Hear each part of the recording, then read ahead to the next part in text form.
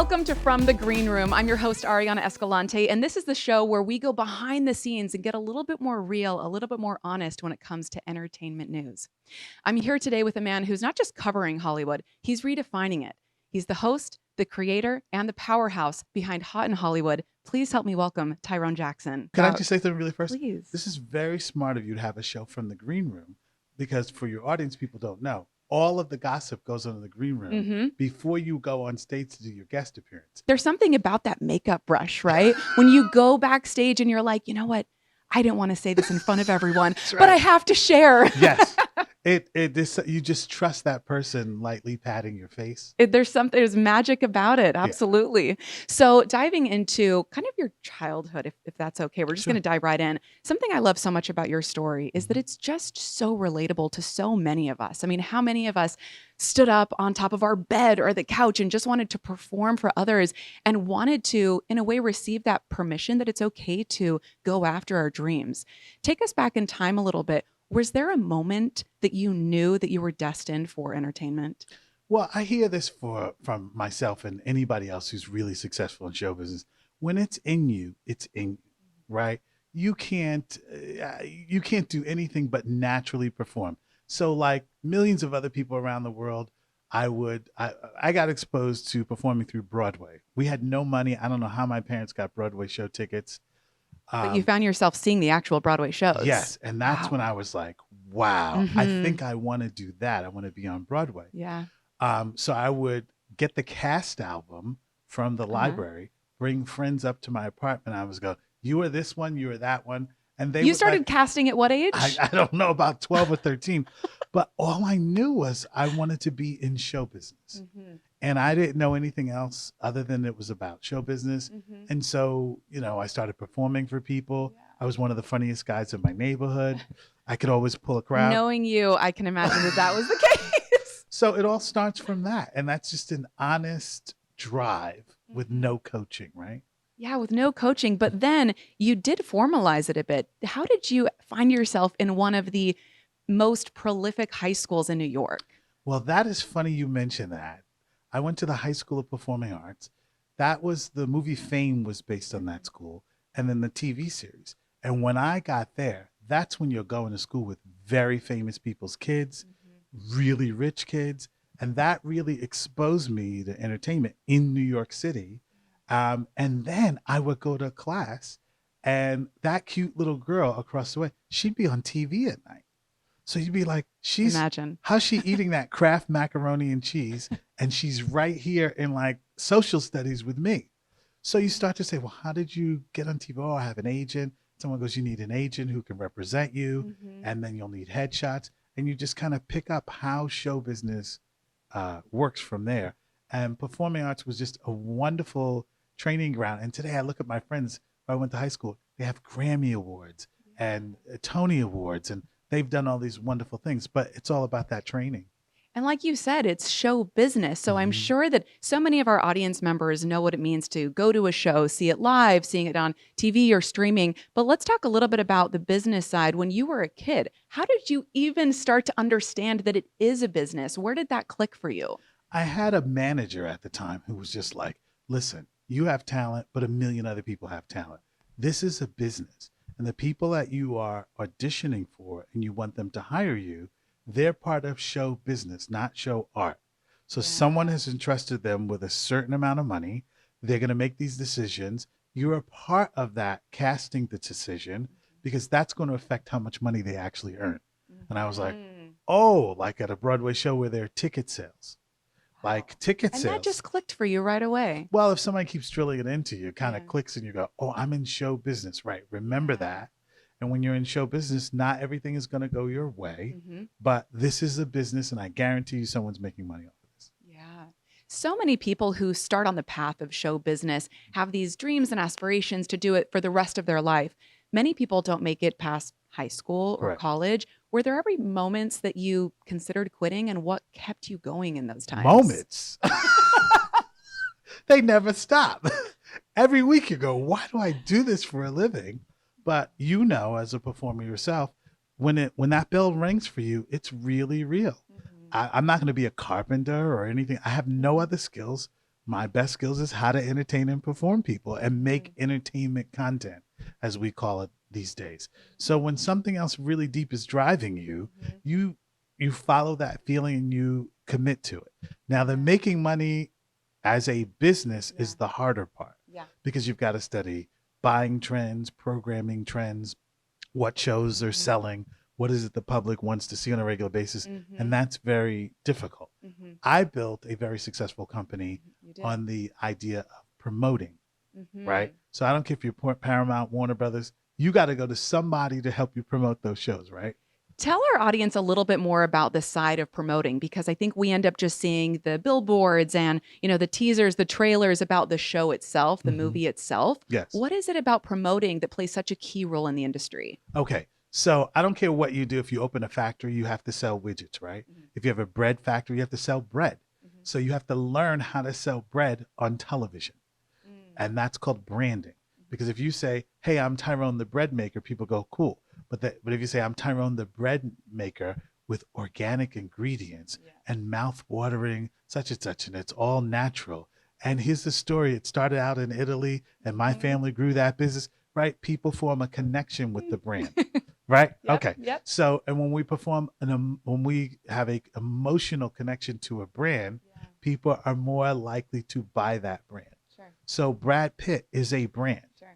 You get to know him. That's why he's on the cover of these magazines. It's not by accident. Someone has planned out what magazine cover he's going to be on based on his next movie. If he has any commercial endorsements, that's branding and marketing. And that's what we do here in Hollywood. Wow. The people who do it really, really well earn millions and millions of dollars selling you your favorite celebrity, a brand, and also a feeling about that celebrity. Absolutely. And helping them to, through the show, experience that feeling themselves. Correct. So feelings sell products.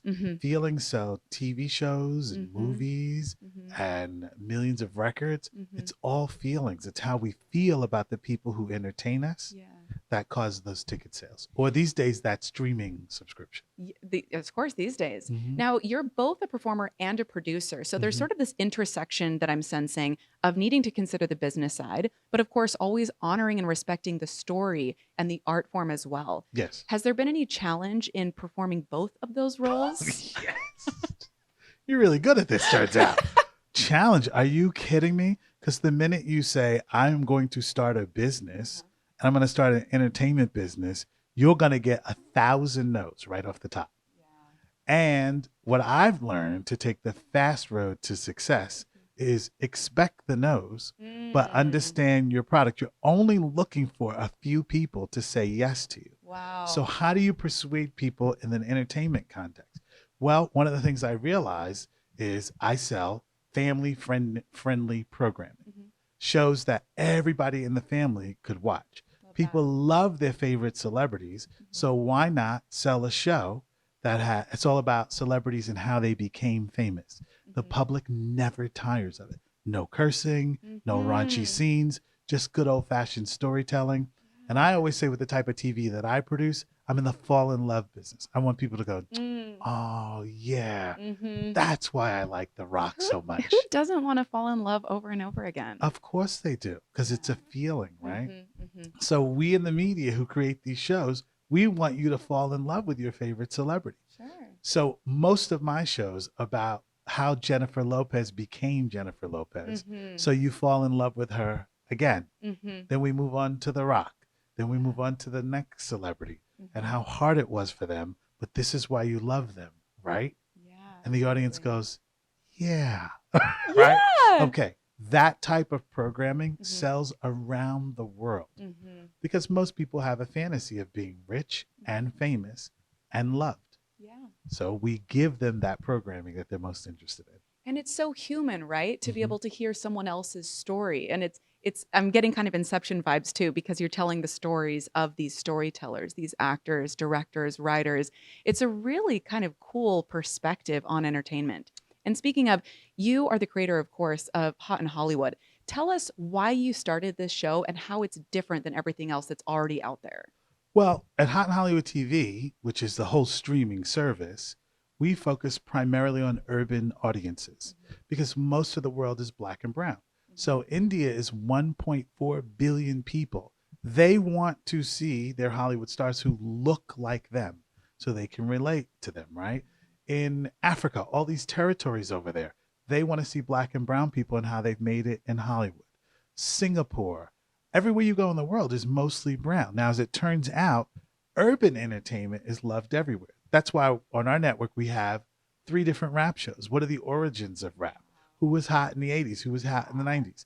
So I'm totally giving away my secret to success here. That's what we're here for. But history has already been written. So when we take you back through history, we're reminding you how all these wonderful shows and music was made back to the fall in love business. I want to dive so much deeper into where we've come in Hollywood, where Hollywood is going. Speaking of streaming, but we're going to come back to that right after this commercial break. This is From the Green Room with Ariana Escalante. Yo, now check this out. If you're not getting the latest news direct from Hollywood for free at Hot in Hollywood TV, what are you waiting for? Now you can get access to our streaming service and watch 24/7 anywhere on any device. Direct from Hollywood at Hot in Hollywood TV. Plus, you can get our celebrity fan channels like the Beyonce channel, Ariana Grande, and The Rock. Now, if that's not enough, you get all of our original programs like After Midnight with Tyrone Jackson, Hot in Hip Hop and R&B, Hot in Hollywood, direct from the red carpet, Gossip Queens, The Chocolate Soul Workout, Chick Flicks, and more. It's all original shows from Hollywood you can't find anywhere else. So what are you waiting for? Start your free subscription to Hot in Hollywood TV right now.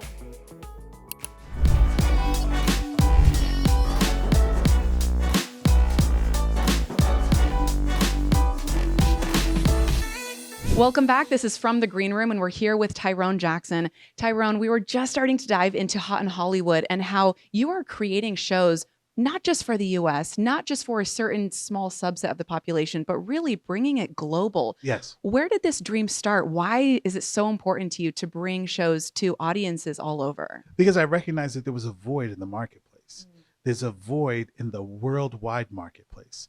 So back in the old days, which was like 7 years ago, Paramount. Forever ago. Yes. Here in Hollywood, Paramount, Warner Brothers, Disney, and a few others, they controlled everything we saw all over the world. But when the world went digital with apps, they couldn't control that distribution. It democratized entertainment. Yes, exactly, which meant that the real boss is now the public. And smartphones have changed the world because in India, 1.4 billion people, 800 million of them have a cell phone, but it's not a smartphone. But every year, more and more smartphones are sold in India. That is more essentially TV screens. And they purchase apps. So you don't have to be a genius to see where the world is going.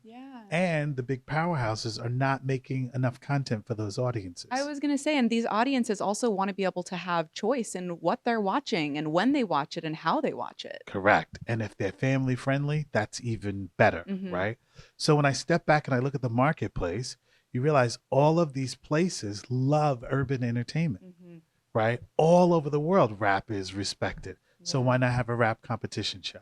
Why not have a rap dance show? Why not have a hip hop dance show? Because it's original entertainment. And that's what I think a lot of the studios are missing these days. They don't realize how powerful original programming is, not just the big mega shows that you want to make. These smaller shows do really well. You think about American Idol and all those other shows, right? They do well worldwide. So why not serve that audience? Yeah, absolutely. And going back to the whole creating new content, not having to live within the parameters of traditional Hollywood, which of course we all love old Hollywood. There's so much nostalgia and glam and beautiful elements of it. But to make a movie, it's been what, $30 million traditionally? And then you have to go out and actually promote it. Speaking of promotion, it could cost another $30 million in marketing and advertising just to get people to the box office where you hope that you break even. Correct. So you only have these giant corporations that were able to make movies in the past. How is it changing now with digital streaming? Well, first of all, I'm not in the movie business. So that saves me a lot of money because I'm not risking 30 million a pop. And, you know, we have a sense for mostly African Americans, we have a sense of the kind of programming that we love. So, for example, we have 2 gospel shows coming. Now, I don't think of myself as a gospel fan until I listen on YouTube to some classic gospel hits. And the next thing I'm like, Jesus! How can you not? How can you not? feel moved. Yes. And my mother always reminds me, your great grandfather was a Baptist bishop Mm. in So it's the in your Baptist. blood. Well, I guess the music certainly is. Yeah. So if I love it, I assume other people love it. But Paramount is not going to put on a gospel show Sure. because they don't see It's not that the mainstream audience enough. exactly. So when we do like a gospel show along with Southern cooking, Mm-hmm. well, you got the music and the soundtrack to the Southern lifestyle, as well as the food. That doesn't cost $30 million to produce 12 episodes of that. Yeah, not at all. Wow, Yeah. but it brings so much joy It to does. people. I mean, when you talk about Southern food, gospel music, like we were talking about earlier, it's that feeling that you can't quite get when something is so big, Correct. so mega that it has to appeal to the masses in order to validate its very existence. That is correct. That is correct. So niche programming like Mhm. that pleases people. Yeah. And as long as the production value is good, Mhm. people will say, I found my favorite show on this smaller streaming service. Mm. And takes us back to the fall in love. Yeah. If you produce shows that people fall in love with, Yeah. they will stick with you. Yeah. Yeah. Absolutely. And I also feel that it brings the audience a little bit closer to the experience, right? Yes. That they're not kind of behind this invisible wall of, oh wow, the corporation and only A-list celebrities. And it's in a way it's aspirational, Yes. yet unattainable. Yes. Do you find that creating content that's a little bit more accessible helps to also fill a void in the marketplace? Well, it's funny you should ask that because we're in an era. I always say everybody has a million fans. Mm. You have a Tell million me about fans that. because there's something in each human being that is in front of the camera, generally speaking, that is attractive. And I don't mean just of a physical nature, energetically, et cetera, right? You just have to find a million people in the world to go, I like you. Mhm. Most of us can if we know how to market, Yeah. right? So the whole idea is to produce shows that have general market appeal, Mhm. more than likely has 2, 3, 4, 5 million Mhm. followers if they knew that show was out there. And Yeah. that's what I love about YouTube. Mm. Anybody can create a show and attempt to find Mhm. a million followers, Yeah. but they're usually not good storytellers. Mhm. But when we did our research, we found that crocheting, there are subscription-based websites Yeah. just for people who like to crochet, Sure. or motorcycle riders, Yeah. right? Or people who love to paint and Yeah. restore homes. I mean, we've always known that, right? Absolutely. So there are all these niches out there that are unexplored Mhm. because the big machine didn't want to do that, Mhm. but independent companies like mine can. And when we find that niche, we know how to get the 2, 3, 4 million people. We're very Wow. good at that. That's that business side of you. Yeah. What you're talking about really just harkens to community, I think, finding a community that you can belong to, that you Correct. can relate to.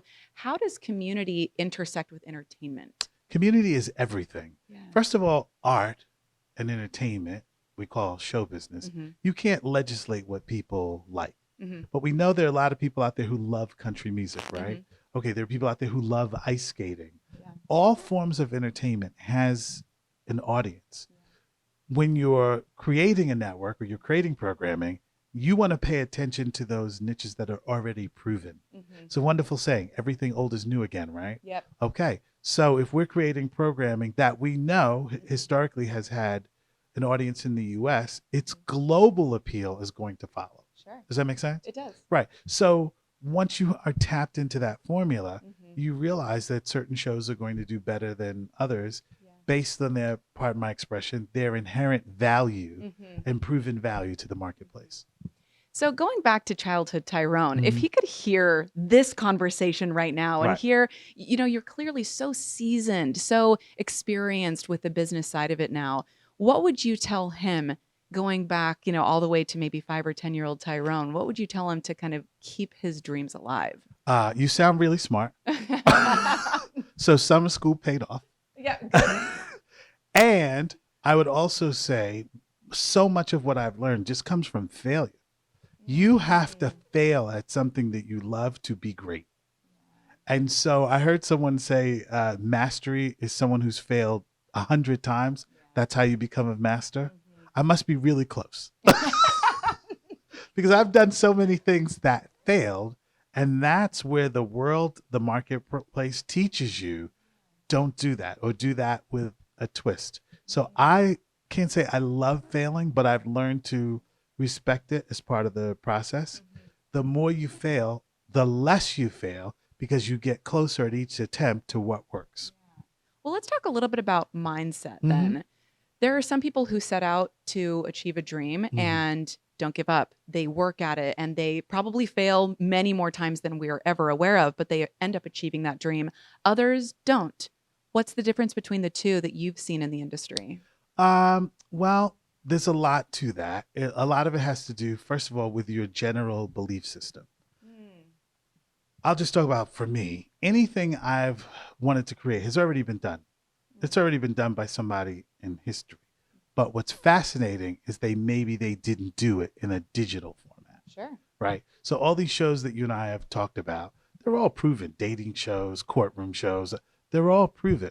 But no one has ever done it in a smaller digital format, right? Yeah. So I'm not really inventing anything new, but I'm inventing something new with a little bit of a twist. But I think that's what all innovation really is. Well, that is what it is. in any industry. That is correct. Yeah. So it helps if I don't think of myself just as a genius, but as someone who's just going to try to put something else in a space that already exists. And I'm going to fail doing that. Or sometimes we call it adversity.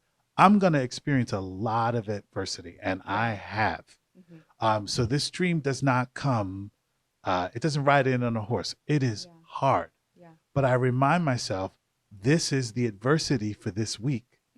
If you solve this problem, you'll get past it. But there'll be more adversity at the next level. Yeah. But if you get good at the adversity, you become a problem solver. Yeah. Because nothing is so hard.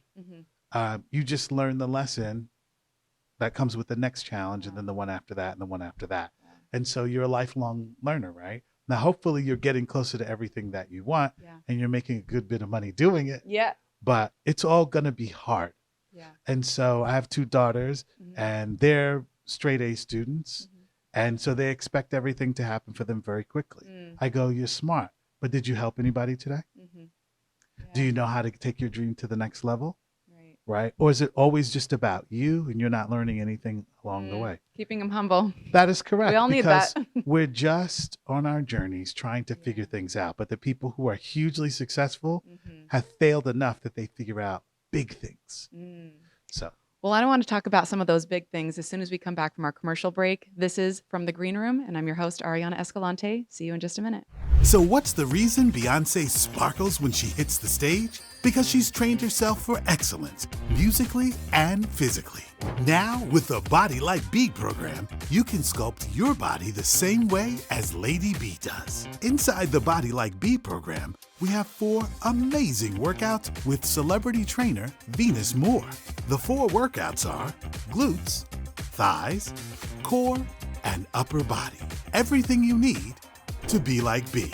Now, you can use these exclusive Hollywood workouts and get amazing results in 30 days or less. All you have to do is sign up for this amazing program right now. Unlike other complicated workout programs, all you need to complete this workout plan is some space, a mat, dumbbells, and a desire to look great when you walk in a room. Here's a secret you may not know. Part of weight loss is nutrition and diet, cutting carbs and processed sugars. That's why we've included our complete nutritional guide absolutely free. Plus, we've included additional content we know you're gonna love. We've assembled our special team of Hollywood experts to teach you about nutrition and how to eat, how to do your makeup, style your hair, and how to dress like a Hollywood star. Now is the time to look and feel your best, just like Lady B herself. Don't wait. Get started right now.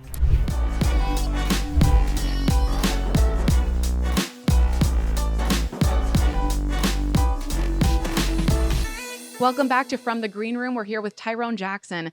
Tyrone, we were just talking about what it means to fail and how important that is. But I also want to talk about your success because you have so many successes in your track record, your history in this industry.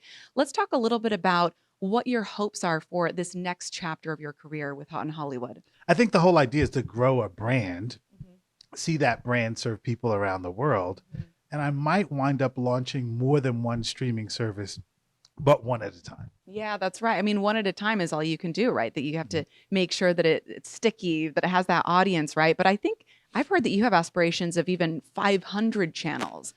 Well, on Tuesday, sometimes I go a little overboard. Yeah.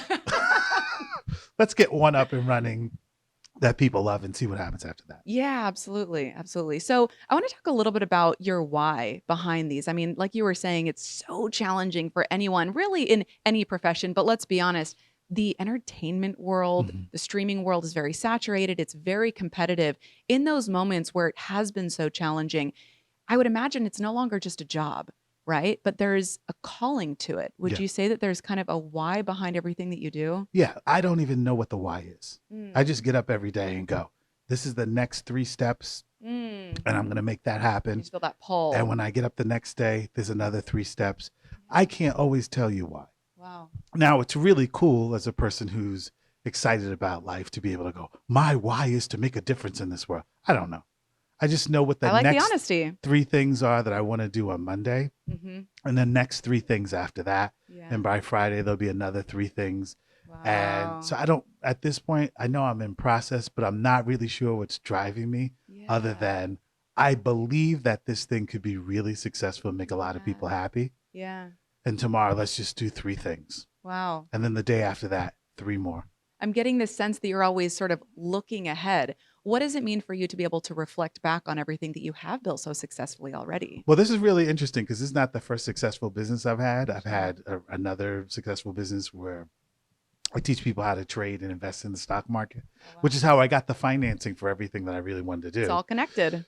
But in the end, it's just a really cool way to live a life, to move beyond all of my fears and all of my doubts to like, look at what, I mean, I flew in last night, first class. I live in Malibu. I'm looking at getting another home in Las Vegas. Then I'll travel for a little while, write some shows. Like, who does that? Yeah, who does Right? I do that. Yeah. And every day to wow yourself and go, I can't believe I'm actually living this way. Whoops, the payroll's due on Friday. But I can't believe this is like my life. Yeah. So right now, the thrill of just busting beyond my limitations is really what it's all about. Yeah. So I love it when people go, you can't do that. I'll give you a perfect example. One of the publicists I work here in Hollywood, she's fairly well known. And I said to her, hey, I want to cover the Academy Awards next year. Now she has an English accent. She's a wonderful woman. She's like, Tyrone, darling, you're a lovely person, but that's never going to happen, darling. She calls me darling. Of course. Okay. So she goes, so darling, I think you're reaching way too far, too fast, darling. Okay. And I heard that as like, you're not going to tell me what to do. I was going to say, I think you take that as a challenge. So we get on the phone with the Academy and they go, explain to us who you are, your media figures, your outlet. Someone says, well, we're a new breed of digital marketing firm and we're bringing the urban experience all over the world. And we know how much the Academy wants to spread its message around the world. And then they go, give us a sample of your work. So we send them all these clips with Lenny Kravitz and Elton John and all the things that we've done. 7 days later, you're approved to cover the Academy Awards. No. Darling, Tyrone, darling. That's how you make it happen. So then I go, how do we cover the Academy Awards from our point of view? And I want to take this coverage and I want to license it to 150 different TV stations around the world that can't afford to cover the Academy Awards. Oh, sure. I say that to another publicist. She goes, because the publicists know, like, don't say no to him because it's not going to end well. Yeah. So she goes, It's his fuel, the That's fuel to his fire. That is correct. So that publicist calls me back the next day. I said, 150 stations, can we do it? And she goes, yeah. Then we run into adversity because we don't have an organization that's big enough to go to the 150 stations. I go, give me 2 days. Then we figure out how to distribute our Academy Award coverage to every country around the world and put brands in front of our coverage. So we can give away our Academy Award coverage online and get paid by brands to do it. Now, solving that problem, that to me was just a problem, right? It wasn't just adversity. It was just like, well, I need to make money. And it's not a dead end. It's just a problem to be solved, right? Correct. That's all it is. It's just, as a director once said to me, it's just an exercise. So that was an exercise in like, well, why don't I get 6 brands together, Yeah. give them worldwide exposure because they can't afford the exposure from the Right. Oscars because the Oscars is going to charge them, but I could sell it to them. Wow. Problem solved. So we did our first Wow. annual Academy Award coverage. We didn't make any money off of the first year because we wanted to start the machine going. Yeah. But I guarantee you this year's Academy Awards will Yeah. get paid. Darling. Darling. All because someone said no. Wow. It was just a math problem. Let me solve that problem. So now I Yeah. go back to Jane. Jane, you know we got approved by the Academy Awards. Yeah. That's wonderful, darling. I always Yeah. believed in you. Did you? Did you? Okay. But So- you changed your mind real fast. It sounded like That is sub correct. 48 hours. That is correct because there had to be a formula to getting those shows around the world. Sure. The Academy doesn't need our help, but Mhm. we need the Academy, right? Yeah. So, and we promised them that they would reach urban audiences around the world. Yeah. So we solved a problem for them Mhm, mhm. and opened a huge door for Yeah, us. Yeah. I love so much that the focus is on the people, the audiences that you're bringing this entertainment to, but also to the brands, also to the shows. It feels like it's a win-win-win in so many ways that the old mammoth approach really couldn't achieve. That is correct. So we're in an era where everything has already been invented, right? Mhm. But it just takes one person to put a spin on that, Mhm. to say to a brand, you've never been associated with the Academy Awards and you Yeah. probably never will. Mhm. We've solved that for you. Mhm. So much of life is problem solving, Yeah. right? Yeah. And it's really our feelings that Mhm. make us feel like, I can't do it. Mhm. Sure, you can, but Mhm. you're not solving the problem. That's why you Mhm. feel like you can't do it. Wow. And that's just your beliefs, right? Yeah. Yeah. So if I put myself in the middle of a transaction, I've solved a problem for at least one person. Yeah. And that's what I Probably love more. about television programming Mhm. or digital content is I'm in the problem solving business Yeah. backed up by celebrities that I want you to fall in love. Yeah. So let's solve the problem so you can fall in love with our programming Yeah. and never ever leave us, right? Right. Because these shows are so good. Yeah, they're so good. And there's a little bit of something for everyone. Correct. Tell us more about, for all our audience members, if they're maybe newer to digital streaming, how can we find these shows and how can we make sure that we're never missing an episode? Well, I can tell you how to find Hot in Hollywood TV and start a free subscription. Mhm. Go to hotinhollywoodtv.com and start a free subscription. How about that? Hey, he's a teacher too.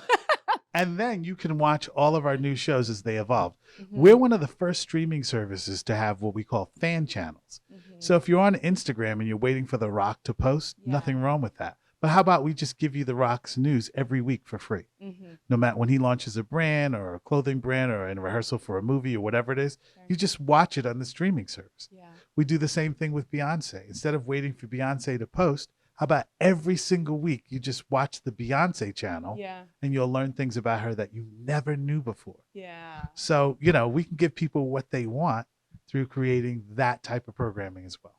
You've learned so much in your experience. Is there one tip, one trick that you would share with your audience who are looking to achieve their own dreams? Yes, don't listen to your publicist. So that's the first thing, because she could be wrong. That's all I'm really It's trying to possible. Yeah. Why not? Okay.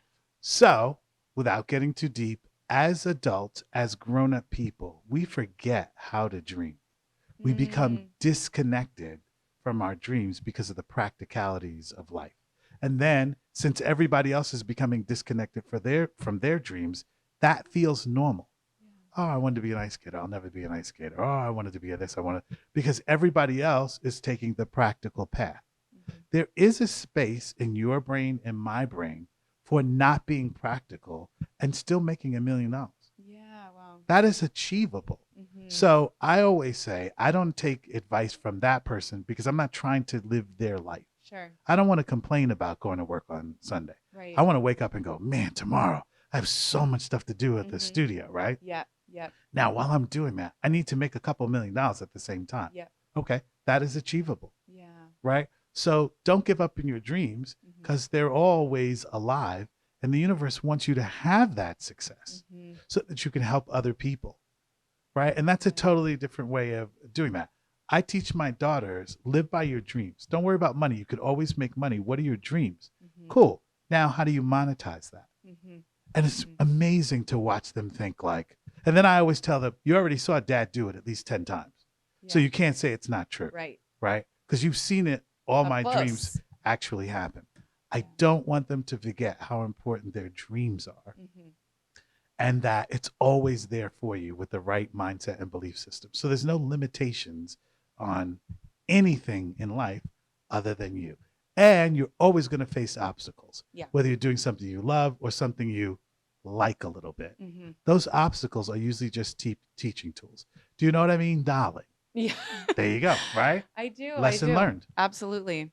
Well, thank you so much for joining us today, for sharing more about your experience and how we can, I think, take that into all of our lives, shifting the mindset and combining the dreams with the practical. Yes. This has been From the Green Room. I'm your host, Ariana Escalante. Please join us next time as we get up close and personal and go behind the scenes with your favorite people from the entertainment world. What do celebrities like Beyonce know about fitness and working out that you don't? How to use body sculpting for fast results. Body sculpting allows you to target different muscle groups each day for 30 minutes or less, so you get the look you want fast. Visit bodylikeb.com to learn how you can tone up and show out within the next 30 days. Use coupon code BB25 for the first 90 days and learn how you can get 50% off this dynamic program. The world's most glamorous celebrities know how to use body sculpting to stand out on the red carpet and mesmerize their fans. Now it's your turn. Don't wait. Now is the time for you to learn how to use body sculpting to get the amazing body you deserve. Say goodbye to those complicated and time-consuming workout programs that make your life miserable. Click on the link below to get started with the Body Like Bee program right now. Oh, I love Beyonce. She's fabulous and I love her so much. She is fierce, she is confident, and she's an inspiration. I love her work ethic. I mean, I think she works really hard. I mean, she's beautiful and she's super talented. I mean, like uber talented. I think she represents female empowerment. She really shows us that there is no limit to what you can do. If you put your mind to it and you have a strong enough work ethic, there's nothing stopping you but yourself. Beyonce is an inspiration because she's always empowering women just by the person that she is, the aura that she presents herself with as well. You can tell all of her work comes from like a place of deep care. And I mean, just look at her. She's beautiful. She takes care of herself and her body. I just love her presence. I mean, I think she looks bold. I think she is fierce. She's fabulous. She's commanding attention. She's not corseted, and she has like a teeny little waist, but she also has really been working on like the strength of her legs. You can see that how just like the top of her hips kind of like come out. She must take her fitness regimen very seriously because she's thin. But she still has her, physique about her. I mean, she's cut. She is just fabulous. I mean, she looks great. That bustier is fierce. It's just fierce. That's the best word I can say. Fierce. She's just got like this like hourglass physique, but you know that it's not artificial. You know she worked every day for that. She didn't dance her butt off. She danced it all the way on. So what's the reason Beyonce sparkles when she hits the stage? Because she's trained herself for excellence, musically and physically. Now, with the Body Like Bee program, you can sculpt your body the same way as Lady B does. Inside the Body Like Bee program, we have 4 amazing workouts with celebrity trainer Venus Moore. The 4 workouts are glutes, thighs, core, and upper body. Everything you need to be like B. Now, you can use these exclusive Hollywood workouts and get amazing results in 30 days or less. All you have to do is sign up for this amazing program right now. Unlike other complicated workout programs, all you need to complete this workout plan is some space, a mat, dumbbells, and a desire to look great when you walk in a room. Here's a secret you may not know. Part of weight loss is nutrition and diet, cutting carbs and processed sugars. That's why we've included our complete nutritional guide absolutely free. Plus, we've included additional content we know you're gonna love. We've assembled our special team of Hollywood experts to teach you about nutrition and how to eat, how to do your makeup, style your hair, and how to dress like a Hollywood star. Now is the time to look and feel your best, just like Lady B herself. Don't wait. Get started right now.